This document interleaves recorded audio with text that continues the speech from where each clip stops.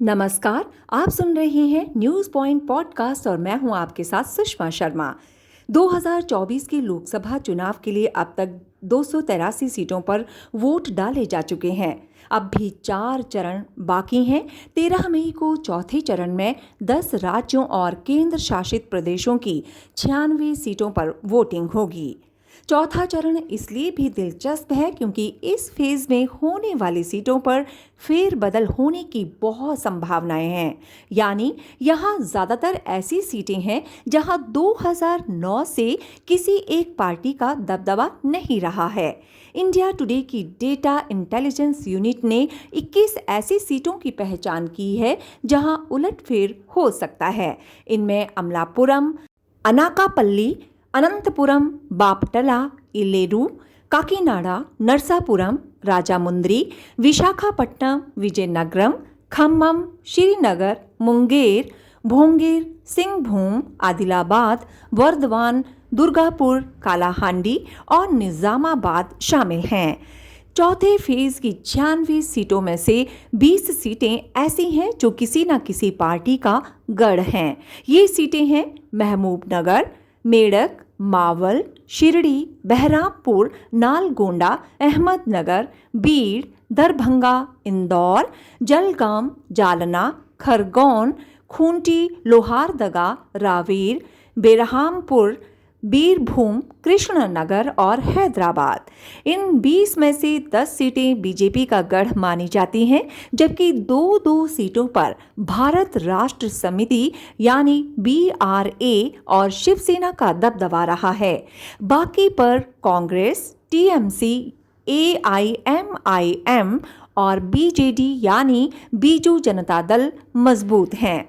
इस फेज में जहां स्विंग सीटें और पार्टियों की गढ़ वाली सीटें लगभग बराबर हैं, वहीं पिछले 2 चरणों में गढ़ वाली सीटों की संख्या ज़्यादा थीं। फेज 2 में 34 और फेज 3 में 47 सीटें ऐसी थीं जो किसी न किसी पार्टी का गढ़ थीं। फेज 4 की सीटों में से ज़्यादातर पर 2019 में कांटे की टक्कर देखने को मिली थी। कोई भी पार्टी ऐसी नहीं थी जिसने 40% से ज़्यादा वोटों के अंतर से चुनाव जीता था। सिर्फ 3 सीटें झारखंड की पलामू और महाराष्ट्र की जलगांव और जम्मू कश्मीर की श्रीनगर ही ऐसी सीटें थीं जहां जीत का अंतर 35% से ज़्यादा था। बीजेपी ने पलामू में 37.8% और जलगांव में 39.5% के वोटों के अंतर से चुनाव जीता था, जबकि श्रीनगर सीट से फारूक अब्दुल्ला ने 37.5% के अंतर से जीत हासिल की थी।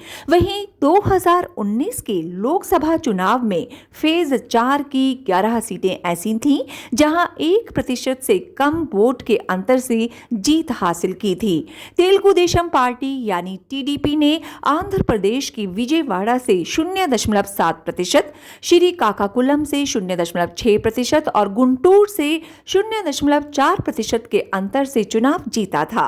वहीं कांग्रेस ने तेलंगाना की मलकाजगिरी से 0.7% और भोंगीर से 0.4% के अंतर से जीत हासिल की थी।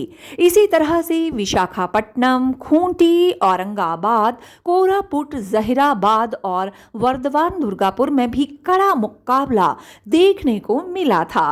फेज 4 की 96 में से 42 सीटों पर 2019 में बीजेपी ने जीत हासिल की थी। 2009 में बीजेपी ने इनमें से सिर्फ 10 सीटें ही जीती थीं, जबकि 2014 के चुनाव में 38 सीटों पर जीत हासिल की थी। 2011 में बनी YSR कांग्रेस पार्टी भी इन सीटों पर तेजी से आगे बढ़ी है। YSR कांग्रेस ने 2014 में 9 सीटों पर जीत हासिल की थी, जबकि 2019 में उसने 22 सीटें जीत ली थी। दूसरी ओर कांग्रेस लगातार जनाधार खो रही है और 2009 के चुनाव में कांग्रेस ने 50 सीटें जीती थीं, जबकि 2014 में 3 और 2019 में 6 सीटें ही जीत सकी थी। फेज 4 में बीजेपी 89 सीटों पर चुनाव लड़ रही है और 2019 के चुनाव में बीजेपी ने इनमें से 43 सीटों पर 40% से ज्यादा वोट हासिल किए थे, जबकि इन 43% सीटों पर कांग्रेस को 10% से कम वोट मिले थे। सुनते रहिए न्यूज पॉइंट पॉडकास्ट, आपकी आवाज।